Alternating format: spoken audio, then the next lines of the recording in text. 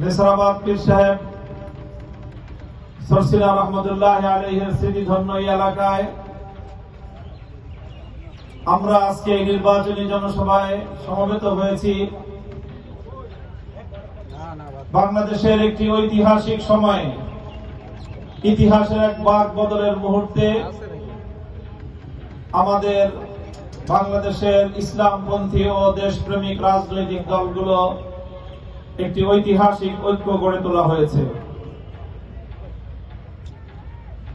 আজকে মিডিয়ার মাধ্যমে একটি ন্যারেটিভ তৈরি করা হয়, প্রশ্ন করা হচ্ছে 10 দলীয় ঐক্য নির্বাচনে বিজয়ী হলে প্রধানমন্ত্রী কে হবে, বিরোধী দলে গেলে প্রধান নেতা কে হবে।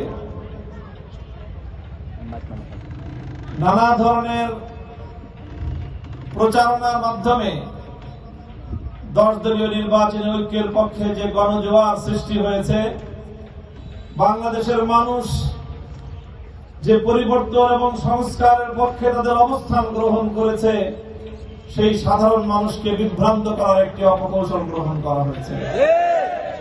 আমি জিজ্ঞাসা করতে চাই, দীর্ঘ 15 বছর নির্যাতন এবং জুলুম, বাংলাদেশে গুম খুন হত্যার স্বৈরতন্ত্র ফ্যাসিবাদের জাটাকল থেকে বাংলাদেশকে মুক্ত করার জন্য যে ঐতিহাসিক জুলাই গণবিপ্লব হলো, যে বিপ্লবের মধ্য দিয়ে বাংলাদেশ আবার তার স্বকীয় স্বাধীনতার ধারায় ফিরে আসতে সক্ষম হলো, সেই জুলাই বিপ্লবের প্রধান নেতা কে ছিল?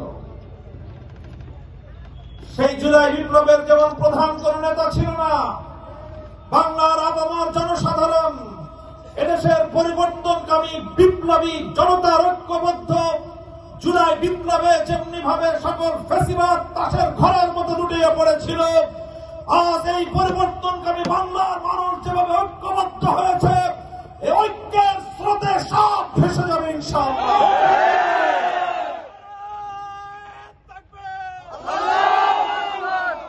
সংগ্রামী জনতা, বিশেষ করে আপনারা পিরোজপুর 2 আসনের মানুষ, শুধু বাংলাদেশ নয়, বিশ্ব দরবারে আপনারা এক অনন্য ইতিহাস সৃষ্টি করেছেন।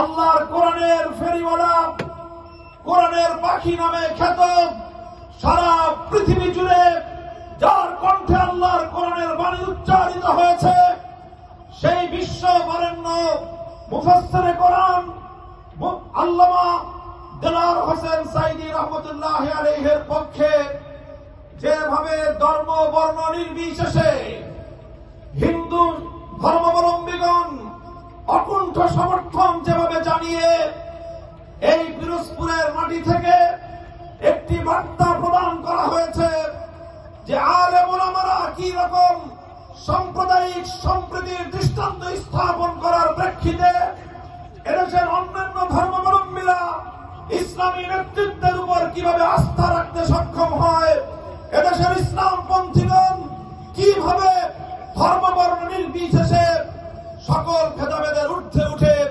প্রতিটি মানুষকে মানুষ হিসেবে বুকে টেনে নিতে পারে, পিরোজপুর 2 এর মাটি বাংলাদেশের জন্য তার অনন্য দৃষ্টান্ত এবং একটি আইকন।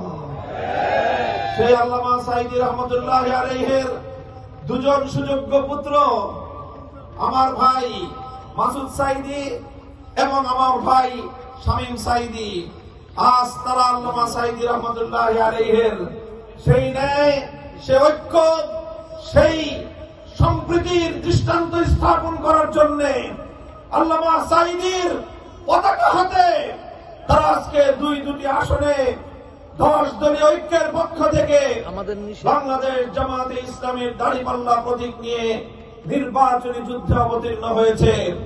আমি মনে করি আল্লামা সাঈদী বাংলার মানুষের জন্য যে অবদান রেখে গিয়েছেন, বাংলার মানুষের জন্য আল্লাহর কোরআনের কথা যেভাবে তিনি ঘরে ঘরে পৌঁছে দিয়েছেন, এদেশের মানুষকে তিনি যেভাবে উজ্জীবিত করেছেন, গোটা বাংলার প্রতিটি ঘরে ঘরে আল্লাহর কোরআনের পয়গাম পৌঁছে দিয়ে যুব এবং তরুণ প্রজন্মকে আল কোরআনের সৈনিকে পরিণত করেছেন। জাতি ধর্ম বর্ণ নির্বিশেষে যেভাবে তিনি একটি সম্প্রীতির বাংলাদেশ গড়বার ক্ষেত্রে মাইল ফলক স্থাপন করেছেন, সকল ষড়যন্ত্রের জাল ছিন্ন করে দিয়ে জাতীয় সংসদকে যেভাবে আল্লাহর কোরআনের ধ্বনিতে প্রতিধ্বনিত করেছেন, তার প্রতি আমাদের এই জাতির যে ঋণ, যে দায় রয়েছে, তার সন্তানদেরকে নির্বাচনে বিজয়ী করে সংসদে পাঠানোর মাধ্যমে সেই ঋণ আমরা কিছুটা হলেও শোধ করার চেষ্টা করতে পারি। সংগ্রামী সাথী ও বন্ধুগণ, আজ আমরা ইতিহাসের এই ঐতিহাসিক মুহূর্তে আমরা যে ঐক্য করেছি, আমাদের সে ঐক্যের অন্যতম প্রধান বুনিয়াদ হল বাংলাদেশকে ভালোবাসা। আমাদের ঐক্যের বুনিয়াদ হল বাংলাদেশ থেকে দুর্বৃত্তপনা এবং গুন্ডামির রাজনীতি বন্ধ করা। বাংলাদেশ এই গুন্ডামির রাজনীতির কারণে, দুর্বৃত্তপনার রাজনীতির কারণে, চাঁদাবাজি লুটপাটের রাজনীতির কারণে স্বাধীনতার 54 বছর পরে আজ বাংলাদেশ এখনো পর্যন্ত তার নিজস্ব টার্গেট পর্যন্ত পৌঁছতে সক্ষম হয়নি। বাংলাদেশের ছাত্র জনতা রক্ত দিয়ে প্রায় 1.5 সহস্র মায়ের কোল খালি করে যে বিপ্লব এনে দিয়েছে, সেই বিপ্লবকে ব্যর্থ করে দেওয়ার জন্য ষড়যন্ত্র দানা বাঁধতে শুরু করেছে। পরাজিত সকল শক্তি আজকে জুলাই বিপ্লবের বিপক্ষে অবস্থান গ্রহণ করার জন্য ঐক্যবদ্ধ হয়েছে। আমি স্তম্ভিত হয়ে যাই এই কথা চিন্তা করে, যখন আমরা কিছু মানুষকে দেখি প্রকাশ্যে জুলাই বিপ্লবের বিপক্ষে অবস্থান গ্রহণ করার সৎসাহস নেই, প্রকাশ্যে গণভোটের পক্ষে, হায়ের পক্ষে ক্যাম্পেইন করে, অথচ আবার তলে তলে কানে কানে গণভোটে না ভোট দেওয়ার জন্য ক্যাম্পেইন তৈরি করা হয়। আমি আপনাদেরকে জিজ্ঞাসা করতে চাই, সরল মনে বলবেন, একজন লোক প্রকাশ্যে এক কথা বলে, কানে কানে তলে তলে আরেক কথা বলে, আপনাদের পিরোজপুরে আঞ্চলিক ভাষায় তারা কি বলে? তো আমরা অন্তত জাতীয় রাজনীতিতে মুনাফিকিরা দেখতে চাই না। যদি কেউ ন্যায়ের পক্ষে ক্যাম্পেইন করতেই চায়, অন্তত এতটুকু সৎ মুনাফিক হন যে প্রকাশ্যে ন্যায়ের পক্ষে কথা বলে। বাংলার মানুষ দেখতে চায় কারা জুলাইয়ের বিপ্লবের বিপক্ষে অবস্থান গ্রহণ করেছে, কারা ফ্যাসিবাদকে আবার বাংলার মাটিতে ফিরিয়ে আনতে চায়, কারা বাংলাদেশকে আবার আধিপত্যবাদী শক্তির কাছে বর্গা দিতে চায়। আমরা আবার দেখতে চাই প্রয়োজনে আবার জুলাই হবে, আবার বিপ্লব হবে, আবার আমরা রাজপথে স্লোগান তুলব, ইনকিলাব ইনকিলাব জিন্দাবাদ জিন্দাবাদ, দিল্লি না ঢাকা ঢাকা ঢাকা।